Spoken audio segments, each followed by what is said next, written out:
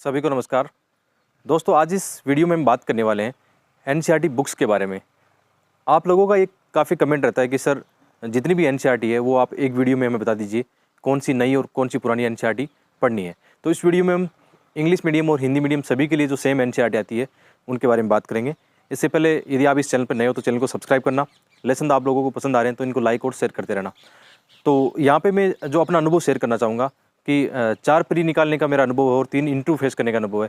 उसी अनुभव के आधार पर जैसे मैं बताना चाहूँगा कि कौन सी एनसीईआरटी हमारे लिए इंपॉर्टेंट है, क्योंकि एनसीईआरटी तो बहुत ज़्यादा है, 6 से लेकर 12 तक बहुत सारी एनसीईआरटी है, लेकिन कौन सी एनसीईआरटी हमारे लिए इंपॉर्टेंट है उनकी हम बात करने वाले हैं। जैसे सबसे पहले मैं बात करूँगा ज्योग्राफी की एनसीईआरटी की। तो ज्योग्राफी की जो एनसीईआरटी है उसमें 6 से लेकर 12 तक की जो न्यू एनसीईआरटी है, इसमें ओल्ड एनसीईआरटी पढ़ने की आपको आवश्यकता नहीं है। पहले के समय में पढ़ा जाता था ओल्ड एनसीईआरटी, लेकिन वर्तमान के अंदर आपको इंग्लिश हिंदी मीडियम दोनों में सेम एनसीईआरटी है, 6 से लेकर 12 तक की एनसीईआरटी, और बहुत ही मतलब इंपॉर्टेंट एनसीईआरटी हमारे लिए प्री और मेंस के दोनों के लिहाज से है। इसलिए मतलब इस एनसीईआरटी को आप जो ये एनसीईआरटी विशेषकर आपकी 6ठी से लेकर 12वीं तक की एनसीईआरटी है, इनको आप पढ़ना। और बाद में ज़्यादा आपको रिवाइज करना हो तो मतलब 11-12 की एनसीईआरटी आपके लिए इंपॉर्टेंट है, लेकिन एक दो बार कम से कम एक दो बार आप 6 से लेकर 12 तक एनसीईआरटी पढ़ना। और इसमें ये आपको ये भी देखना है कि आप नोट्स भी साथ में बना सकते हो, लेकिन पहले एक काम करना कि जैसे आपने पहली बार पढ़ाई करना शुरू किया है तो एक दो बार आप ऐसे रीडिंग मारना एक बार, है ना, कि जैसे आपने 6 से लेकर 12 तक एनसीईआरटी पढ़ना शुरू किया है तो एक दो रीडिंग आप ऐसे ही मारना एक बार। और रीडिंग जब मारोगे तो हमेशा याद रखना कि आपका सिलेबस और आपके प्रीवियस ईयर के पेपर प्री और मेंस के कौन से पेपर किस प्रकार के आए हैं और ज्योग्राफी के किस प्रकार के क्वेश्चन आए हैं, ये आपको देखना है। मतलब जितनी भी एनसीईआरटी पढ़ोगे तो आपका सिलेबस आपके साथ में होगा, आपके प्री और मेंस के क्वेश्चन पेपर होंगे, उसके अकॉर्डिंग आपको एनसीईआरटी पढ़नी है, ताकि आपको पढ़ते समय ये पता चले कि क्या पढ़ना है क्या छोड़ना है। मतलब तो ये 6 से लेकर 12 तक की ज्योग्राफी की एनसीईआरटी की बात होगी। अब बात करते हैं हिस्ट्री की एनसीईआरटी की। तो हिस्ट्री की एनसीईआरटी में 3 एनसीईआरटी पुरानी वाली चलती है, प्राचीन भारत, मध्यकालीन भारत और आधुनिक भारत। प्राचीन भारत जिनके राइटर का नाम है आर.एस. शर्मा, और मिडाइवल के जो राइटर है सतीश चंद्रा, और आधुनिक भारत के हैं विपिन चंद्रा। तो ये 3 एनसीईआरटी बहुत ही इंपॉर्टेंट एनसीईआरटी है। अभी भी इनका बहुत ज़्यादा मतलब अपनी यूपीएससी और पीसीएससी एग्जाम के हिसाब से इनका महत्व है काफ़ी बना हुआ है। तो 3 एनसीईआरटी आप पढ़ सकते हो, लेकिन यूपीएससी ने आजकल न्यू एनसीईआरटी को भी फॉलो करना शुरू किया है। न्यू एनसीईआरटी में आप पढ़ सकते हो 6 से लेकर 8 तक पूरी पढ़नी है, 6 से लेकर 8th, और फिर 12th की एनसीईआरटी आपको पढ़नी है। बीच में जो 9, 10th है, 11th, इनको आप बिल्कुल स्किप कर सकते हो, मेरे हिसाब से स्किप कर सकते हो। बाकी आपको लगे कि इसमें से कुछ टॉपिक आपके काम के आ सकते हैं तो आप उनको देख सकते हो। बाकी 6, 7th, 8th और 12th की एनसीईआरटी न्यू वाली एनसीईआरटी आप हिस्ट्री में पढ़ सकते हो। इसके अलावा इसमें एक फाइन आर्ट की एनसीईआरटी है। तो फाइन आर्ट की जो एनसीईआरटी है इसके अंदर आपकी 2 एनसीईआरटी है, ये सबसे इंपॉर्टेंट एनसीईआरटी है। हाल ही में मतलब ये एनसीईआरटी मतलब हिंदी मीडियम में भी आई है, 11th की एनसीईआरटी। 12th की एनसीईआरटी अभी हिंदी मीडियम में नहीं है, लेकिन दोनों एनसीईआरटी आप पढ़ना जरूर पढ़ना, बहुत इंपॉर्टेंट एनसीईआरटी है फाइन आर्ट की एनसीईआरटी, जिसमें आपका आर्ट एंड कल्चर के जितने भी टॉपिक है यहाँ से कवर हो सकते हैं।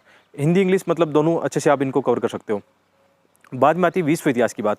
तो विश्व इतिहास की एनसीईआरटी में पुरानी वाली एनसीईआरटी चलती है, जिसका राइटर का नाम जो है अर्जुन देव की एनसीईआरटी। इसके अलावा एक एनसीईआरटी ओल्ड एनसीईआरटी एक और है, उनके राइटर का नाम तो मुझे नहीं मालूम कि आपको अर्जुन देव नहीं मिलती है तो आप पुरानी वाली एक और एनसीईआरटी चलती थी पुराने समय में, वो खरीद सकते हो। बाकी वर्ल्ड हिस्ट्री का आप जानते हो कि ज़्यादा वेटेज है नहीं, इसलिए कोई एक बुक है ना, जैसे अर्जुन देव की एनसीईआरटी पढ़ के आप अपना सिलेबस कवर कर सकते हो। तो ये तो मतलब हिस्ट्री की एनसीईआरटी की बात हो गई। अभी हम बात करते हैं जैसे पॉलिटिकल साइंस की एनसीईआरटी की। तो पॉलिटिकल साइंस की एनसीईआरटी में ज़्यादा आपको नहीं पढ़ना है, आप केवल इसके अंदर 2 एनसीईआरटी पढ़ सकते हो। 12th क्लास की एनसीईआरटी है। एक तो जैसे हमारे मेंस के अंदर जीएस पेस्ट में एक टॉपिक है आज़ादी के बाद में भारत, ठीक है, एक एनसीईआरटी तो वो पढ़ सकते हो। और एक एनसीईआरटी आप पढ़ सकते हो आईआर की एनसीईआरटी है, मतलब अंतर्राष्ट्रीय संबंधों के बारे में उस एनसीईआरटी में बताया गया है, बहुत इंपॉर्टेंट एनसीईआरटी है। तो बाकी 6 से लेकर 12 तक पूरी नहीं पढ़नी, केवल 2 एनसीईआरटी 12th की एनसीईआरटी इसमें आप कवर कर सकते हो। बाद में यदि बात करें इकोनॉमिक्स की एनसीईआरटी की, तो इकोनॉमिक्स की एनसीईआरटी में तो एक तो न्यू एनसीईआरटी है 11th क्लास की, बहुत इंपॉर्टेंट एनसीईआरटी ये हमारे प्री और मेंस के हिसाब से हैं, इसको भी आप देख सकते हो। और 12th की एनसीईआरटी यदि आप मृणाल सर की वीडियो देखते हो तो 12th की एनसीईआरटी को आप स्किप कर सकते हो। और यदि आप 12th की एनसीईआरटी पढ़ते हो तो पढ़ने के लिए तो इसमें केवल आपको एक जो मैक्रो इकोनॉमी है वो पढ़ सकते हैं, लेकिन थोड़ी वो जटिल है काफ़ी, उतनी समझ में आएगी नहीं। इसलिए आप मृणाल सर की यदि वीडियो सही से कवर करते हो तो एनसीईआरटी 12th वाली पढ़ने की आपको बिल्कुल भी आवश्यकता नहीं है, आप केवल 11th के एनसीईआरटी यहाँ पे पढ़ सकते हो। फिर बात करें इन्वायरमेंट के एनसीईआरटी की। इन्वायरमेंट के एनसीईआरटी दोस्तों बहुत इंपॉर्टेंट है, क्योंकि आप जानते हो कि प्री के अंदर इन्वायरमेंट के बहुत सारे क्वेश्चन पूछे जाते हैं यहाँ पे। तो यहाँ पे एक एनसीईआरटी बात करें तो एक तो इन्वायरमेंट की ओल्ड एनसीईआरटी आती थी, आपको कहीं भी मुखर्जी नगर या राजेंद्र नगर में फोटोकॉपी की शॉप पे आपको मिल जाएगी। इसके अलावा इन्वायरमेंट में जैसे बायोलॉजी की एनसीईआरटी है, 12th क्लास की बायोलॉजी की एनसीईआरटी है, उसके अंदर लास्ट 4 चैप्टर जो कि इन्वायरमेंट से जुड़े हुए चैप्टर हैं, इनको आप यहाँ से कवर कर सकते हो। ठीक है, तो ये एनसीईआरटी इन्वायरमेंट की और भी टॉपिक है। जैसे आप ज्योग्राफी की एनसीईआरटी पढ़ते हो तो उसके अंदर भी इन्वायरमेंट के चैप्टर है, साइंस के एनसीईआरटी के अंदर इन्वायरमेंट चैप्टर है, तो वहाँ से भी आप इनको कवर कर सकते हो। और बात करें यदि साइंस के एनसीईआरटी की, तो साइंस एनसीईआरटी में आपको ज़्यादा कुछ नहीं करना है, क्योंकि एनसीईआरटी साइंस वाली एनसीईआरटी से ज़्यादा क्वेश्चन नहीं आ रहे हैं। साइंस की जो एनसीईआरटी है 9th-10th को आप पढ़ सकते हो, उसमें भी वो टॉपिक पढ़ने हैं जैसे बायोलॉजी वाले चैप्टर हैं, क्योंकि आप एक बार प्री के क्वेश्चन देखोगे ना, क्योंकि मेंस के अंदर तो साइंस की एनसीईआरटी का कोई रोल नहीं है साइंस वाले टॉपिक में, लेकिन प्री के अंदर साइंस की जो एनसीईआरटी है उसमें आप वो टॉपिक पढ़ना जो बायोलॉजी वाले ज़्यादा टॉपिक है, क्योंकि जो क्वेश्चन आए बायोटेक्नोलॉजी से आए हैं, सेल कोशिका वगैरह ऐसे क्वेश्चन आए, तो आप इनको देखना, मतलब सूक्ष्म जीव वगैरह ये क्वेश्चन है, तो साइंस की एनसीईआरटी आप यहाँ से कवर कर सकते हो। ठीक है, बाकी मेंस के लिहाज से कुछ अन्य एनसीईआरटी की बात करें तो सोशियोलॉजी की एनसीईआरटी है, क्योंकि आप जानते हो कि जीएस फर्स्ट मेंस का और जीएस 2 के अंदर सोसाइटी का काफ़ी बड़ा पार्ट है। तो यहाँ पे 12th क्लास की 2 एनसीईआरटी चलती है, न्यू वाली एनसीईआरटी हमारे लिए बहुत ही इंपॉर्टेंट है। तो यदि इन एनसीईआरटी को आप कवर करते हो तो यहाँ से आपका जो समाज शास्त्र का टॉपिक, आजकल आपने यदि पेपर देखे होंगे तो प्री के अंदर तो सोसाइटी के उतना नहीं है, लेकिन मेंस के अंदर सोसाइटी के क्वेश्चन एनसीईआरटी से काफ़ी आ रहे हैं। बहुत सारे लोग ये कहते हैं कि सर एनसीईआरटी ओरिजिनल पढ़ें या मतलब किसी कोचिंग के जो शॉर्ट मटेरियल नोट्स बना के मार्केट में आती है वो पढ़नी चाहिए। दोस्तों यहाँ पर मेरा मानना है कि आप ओरिजिनल जो एनसीईआरटी आती है वही पढ़ना है, क्योंकि जो आप यदि एक टेक्स्ट बुक पढ़ते हो तो उसका एक अलग फ़ायदा मिलेगा, आपका जो विचार, आपके नए नए विचार बनेंगे, आपकी एक सोच बनेगी। यूपीएससी आपसे ये डिमांड करता है कि ये चाहता है कि आपकी एक मतलब अच्छी सुलझी हुई सोच आपकी हो और आप अपनी बुद्धि और विवेक का इस्तेमाल करें, तो वो कॉपी पेस्ट मैटर से उतना नहीं आता है। यदि आप टेक्स्ट बुक पढ़ते हो तो उसका अपना एक अलग फ़ायदा मिलता है। तो यहाँ पे हमने बात की geography, history, political science, sociology, economics और इन्वायरमेंट की एनसीईआरटी का। तो मुख्य रूप से ये मतलब नई और पुरानी एनसीईआरटी की हमने बात की है। इसके अलावा मुझे अभी तो शायद कोई एनसीईआरटी और याद नहीं आ रही जो हमारे लिए इम्पोर्टेंट हो सकती है। ठीक है, यही मेरे हिसाब से इतनी एनसीईआरटी हम पढ़ते हैं। बाकी यदि और कुछ हुआ इनके बारे में, एनसीईआरटी के बारे में, यदि और कोई लेसन बनाना हो तो आप कमेंट बॉक्स में डालना। अच्छा, इसमें एक बात आती है कि आपका एक क्वेश्चन एक और रहता है कि एनसीईआरटी के आपको नोट्स बनाने चाहिए या नहीं बनाने चाहिए।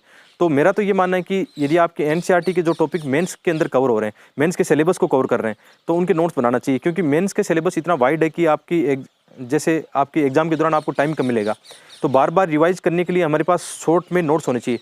प्री के लिए चाहे आप नोट्स मत बनाओ, क्योंकि प्री के लिए तो हमें डाटा कॉन्सेप्ट ये पढ़नी होती है, लेकिन मेंस के लिए आप नोट्स बना सकते हो। ज्योग्राफी की एनसीईआरटी अभी मैं पढ़ा रहा हूँ, आप प्लेलिस्ट में जाना और मेरे ज्योग्राफी के 6 से लेकर 11 तक अभी मैंने पढ़ा दी है, तो वो आराम से आप ज्योग्राफी के वीडियो देखना। और उनके नोट्स में टेलीग्राम पे शेयर करता हूँ, अपना टेलीग्राम चैनल का जो नाम है study IAS with Dharmendra Jakhar, इस वीडियो के डिस्क्रिप्शन में भी उसका लिंक दिया गया है।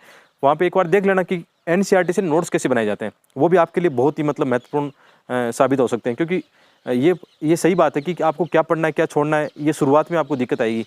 इसलिए ये तो मैंने बताया कि सिलेबस यदि आप ध्यान में रखते हो और अपना क्वेश्चन पेपर जो पुराने और नए हैं, मतलब आपके एक कह सकते हैं कि प्रीवियस के ईयर के आप 1995 से लेकर 2021 तक के 2020 तक के आप प्री के पेपर देख सकते हो, मेंस के पेपर 7-8 साल के मेंस के पेपर देख सकते हो। उन पेपर को बार बार एनालिसिस करने से आपको ये तो पता चल जाएगा कि एनसीईआरटी के अंदर कौन से चैप्टर आपके लिए इंपॉर्टेंट है, कौन से चैप्टर आपको पढ़ने हैं, कौन से छोड़ने। वैसे छोड़ने बहुत कम होते हैं, आपको एक समय के बाद पता लग जाएगा। एक बार तो शुरू में आप पढ़ो, एक बार पूरी एनसीईआरटी जो भी हमारे सिलेबस में जो भी हमने बात की या टॉपर्स ने काफ़ी एनसीईआरटी सजेस्ट किए, तो आप उनको जब एक बार मतलब जो भी एनसीईआरटी आती है ध्यान में आपके, है ना, उनको एक बार पूरा पढ़ लो, उसका फ़ायदा मिलता है, कोई नुकसान नहीं होने वाला है। ठीक है, बाद में हम सिलेक्टिव हो जाते हैं कि 2-3-5 रीडिंग मारते हैं, क्योंकि एनसीईआरटी के 4-5 बार पढ़ना चाहिए, निश्चित रूप से पढ़ना चाहिए, क्योंकि यूपीएससी क्या करता है, प्री में एनसीईआरटी की बिटवीन द लाइन होती है, वहाँ से क्वेश्चन बनाता है, कॉन्सेप्ट से क्वेश्चन बनाता है, तो इस प्रकार हमें उनको देखना चाहिए। तो ये मेरे हिसाब से महत्वपूर्ण एनसीईआरटी किताबें थी जो प्री और मेंस के हिसाब से मैंने बताने की कोशिश की है।